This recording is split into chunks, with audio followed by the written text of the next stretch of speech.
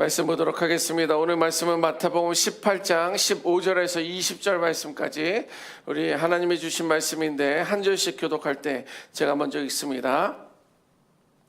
네 형제가 죄를 범하거든 가서 너와 그 사람과만 상대하여 권고하라. 만일 들으면 네가 네 형제를 얻은 것이요, 만일 듣지 않거든 한두 사람을 데리고 가서 두세 증인으로 입으로 말마다 확증하게 하라. 만일 그들의 말도 듣지 않거든 교회의 말하고 교회의 말도 듣지 않거든 이방인과 세리와 같이 여기라. 진실로 너에게 이르노니 무엇이든지 너희가 땅에서 매면 하늘에서도 매일 것이요, 무엇이든지 땅에서 풀면 하늘에서도 풀리리라. 진실로 다시 너희에게 이르노니 너희 중에 두 사람이 땅에서 합심하여 무엇이든지 구하면 하늘에 계신 내 아버지께서 그들을 위하여 이루게 하시리라. 두세 사람이 내 이름으로 모인 곳에는 나도 그들 중에 있느니라. 아멘. 오늘 본문이 되는 마태복음 18장은 예수님께서 공동체 안에서, 그 교회 안에서 죄를 범한 형제를 어떻게 해야 되느냐에 대한 가르침이 기록되어 있습니다. 먼저 자세하게 말씀을 보도록 하겠습니다. 15절 말씀 보면 형제가 죄를 지었을 때 먼저 조용히 개인적으로 권면하라, 이렇게 말하고 있습니다. 우리 주변에도 죄를 범하는 사람들이 있어요. 분명히 있습니다. 여기는 형제만 언급했지만 남자만 이야기하는 게 아닙니다. 우리들의 각 지체들을 말하는데 그들이 죄를 범하게 되면 먼저 조용히 개인적으로 권면하라, 이렇게 말씀하고 있습니다. 교회 공동체 안에서 범하는 그 형제 간에 발생하는 죄의 갈등에 대해서 말씀해 주고 있는 거예요. 예를 들면 거짓말입니다. 또 험담하는 사람이 있습니다. 혹은 배신하는 사람들이 있습니다. 그런 것들은 뭐예요? 언어적으로나 혹은 감정적으로 우리에게 상처를 주고 있습니다. 그런 사람들은 또 부정직한 그런 행동을 하는 사람들이 있습니다. 또 금전적인 어떤 사기 등으로 인해서 신뢰를 깨트리는 행동들을 하는 사람들이 있습니다. 이런 행동들은요, 교회 안에서 불화를 일으키게 됩니다. 또한 거짓 가르침들, 그런 것들을 통해서 신앙적으로 문제를 통해 분열을 일으키기도 합니다. 이때 성경은요, 먼저 조용히 개인적으로 권면하라, 이렇게 말해주고 있습니다. 자, 이어서 16절에는 뭐예요? 그렇게 했는데도 불구하고 듣지 않는 경우에는 어떻게 하느냐? 두세 사람을 데리고 가서 다시 권면하라, 이렇게 가르치고 있습니다. 두세 사람에 대한 성경적인 근거가 신명기 19장 15절에 기록되어 있습니다. 제가 읽어봅니다. 사람이 모든 악에 관하여 또는 모든 죄에 관하여는 한 증인으로 정할 것이 아니요, 두 증인의 입으로나 또는 세 증인의 입으로 그 사건을 확정할 것이다, 이렇게 기록하고 있습니다. 무슨 말입니까? 두세 사람은요, 단순한 동행자가 아니라 공정성에 대해서 혹은 신뢰성에 대해서 증인 역할을 감당하고 있는 그런 의미가 그 안에 담겨져 있습니다. 자, 그런데 17절에는요, 그래도 그 말을 듣지 않으면 교회에 말하라는, 공식적으로 말하라는 거예요. 그럼에도 불구하고 교회의 결정에 불복하게 되면 공동체에서 제외될 수 있다, 이렇게 말하고 있습니다. 특별히 교회 공동체의 결정은 어느 정도의 위력이 있느냐, 18절에 기록되어 있는데 하늘에서도 인정받는 권위입니다. 오늘 본문을 통해서 교회라는 공동체는요, 서로 간의 관계로 얽혀져 있습니다. 목회자와 성도, 장로님과 목회자, 성도들, 집사님과의 관계자, 집사님들 혹은 권사님들과의, 성도들과의 모든 관계들로 우리는 교회 공동체는 이루어졌다라는 거예요. 그런데 교회 공동체는 바른 관계를 세우는 것이 너무도 중요합니다. 그것을 말하고 있어요. 그래서 죄를 범한 경우에는 개인적인 권면에 시작해서 소수의 증인을 통해서 혹은 교회의 결정을 통해서 점진적인 과정은 뭐냐면 공동체의 화평과 질서를 위한 하나님의 방법이다라는 거예요. 교회에는 질서가 분명히 있습니다. 위아래가 있는 것이 아니라 질서가 있는 거예요. 그래서 개인적인 권면이 있고 소수의 두세 사람의 증인의 어떤 권면이 있고, 그리고 교회의 결정이라는 공동체의 화평과 질서를 위한 그 방법을 우리들에게 말씀해 주고 있는 거예요. 무조건적이고 무조건적으로 그들의 잘못을 정죄하지 않고, 혹은 그는 그냥 그 인간은 그렇게 살아, 그 사람 그냥 살게 냅둬도 라고 하면서 무관심해서도 안 된다라는 거예요. 사랑의 마음으로 형제를 회복하는 목적이 있는 거예요. 회복을 위한 목적이 거기에 있는 거예요.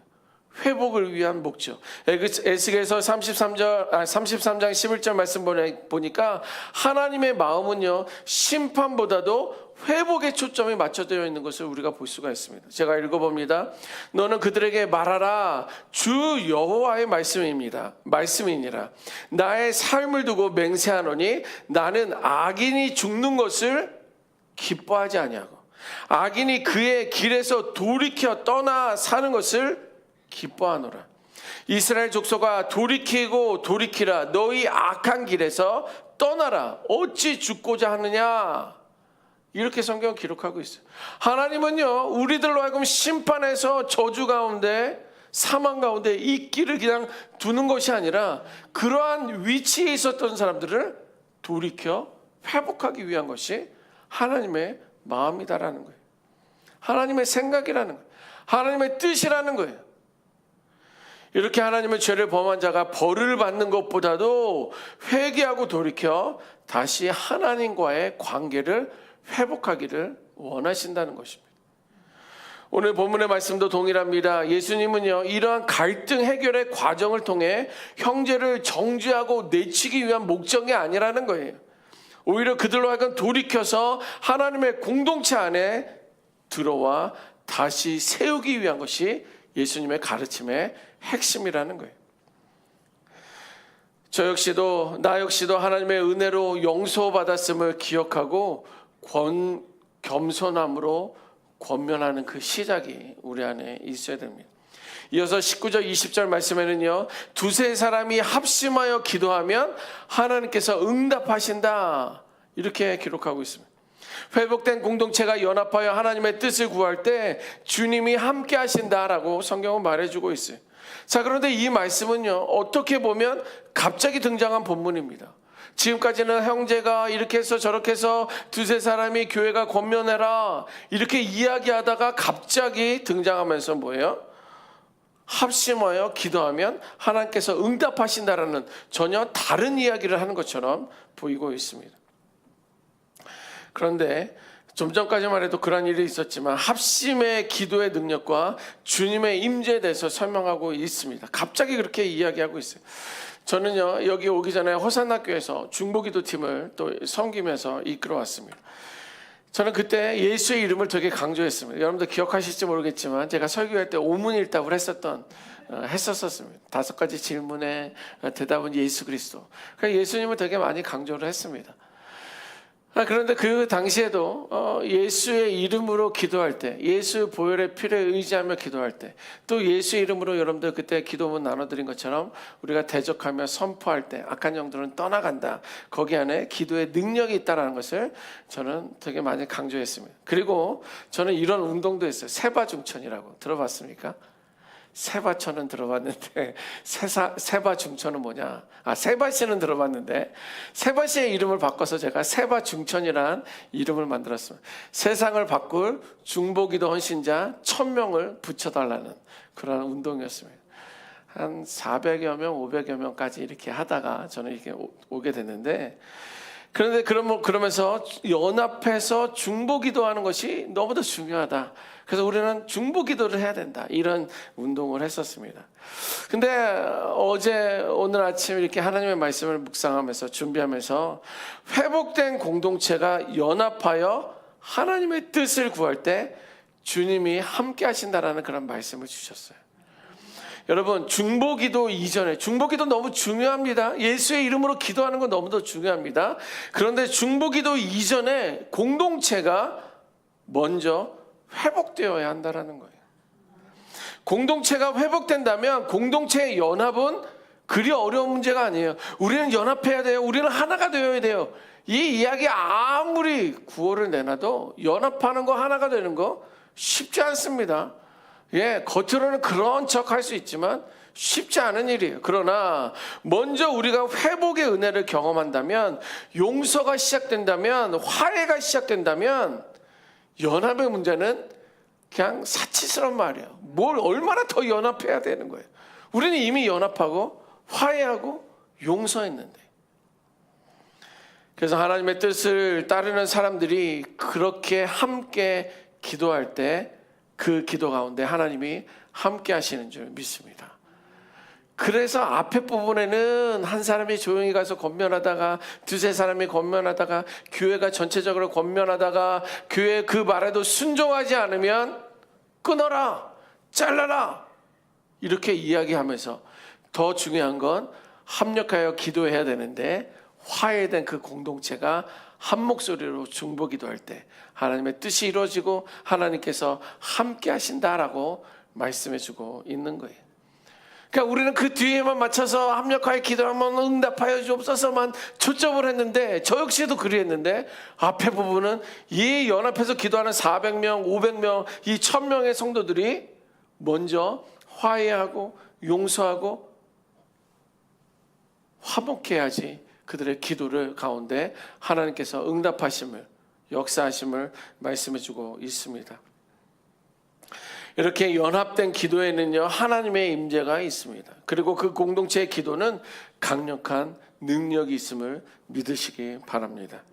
우리 회복된 공동체의 중보기도를 통해 기도의 능력을 체험하시는 우리 모두가 되어야 될 줄 믿습니다. 우리 애들, 제가 여러분들에게 몇 가지 질문을 드려봅니다. 우리 HD 은혜교회 공동체 안에 문제를 해결하는 방법으로 그들과 사랑으로 또 온유함으로 그들에게 권면했는가를 돌아봤으면 좋겠습니다. 또 형제의 죄를 볼 때마다 그들을 판단하고 회복하기 전에 내가 기도하고 노력했는가를 질문해 봤으면 좋겠습니다. 또 내가 속한 HD 은혜 공동체 안에서 합심하여 기도하는 삶을 우리는 살아가고 있는가? 라고 질문해 봤으면 좋겠습니다. 그리고 HD 은혜교회는 결정의 권위를 존중해주고 따라가고 있었는가를 질문해 봤으면 좋겠습니다. 저는 이 말씀을 준비하면서 130번 프리웨이를 생각해 봤습니다. 프리웨이가 130번이 있나요? 135번은 제가 본 것 같은데 130번은 없는데 138번은 있습니까? 네. 프리웨이 130번을 저는 생각했습니다. 그게 뭐냐면 프리웨이가 아니라 프레이웨이 130번이면 기도의 길은 하루에 30분씩. 하루에 30분씩 어려울 것 같아가지고요. 제가 30분 기도문을 좀 준비하려고 합니다. 프레이웨이, 기도가 길인데 하루에 30분씩 기도하는, 그것만 읽으면 하루에 30분은 충분히 기도할 수 있는 기도문을 만들려고 해요. 얼마나, 물론 뭐 40분이고 1시간이고 하시는 분도 계시지만 그것만 읽으면 벌써 30분 지났어? 벌써 40분이 지났네? 이러면서 그런 기도의 운동을 좀 했으면 좋겠습니다. 먼저 우리 안에 화해가 있고 용서가 있고 우리가 연합하여 기도할 때, 예수의 이름으로 기도할 때, 우리들의 가정의 문제뿐만 아니라 우리 교회, 또 무엇보다도 저는 이 지역에 대한 거룩한 부담을 계속 하나님이 주고 계시는데, 이 변화의 시작이 나로부터 우리를 통하여 시작될 줄 믿습니다. 그것을 체험하고 그것을 간증하며 날마다 하나님을 영광 돌리는 우리 모두가 되시기를 주님의 이름으로 축원합니다. 아멘. 기도하겠습니다. 그렇습니다. 하나님, 누군가의 죄를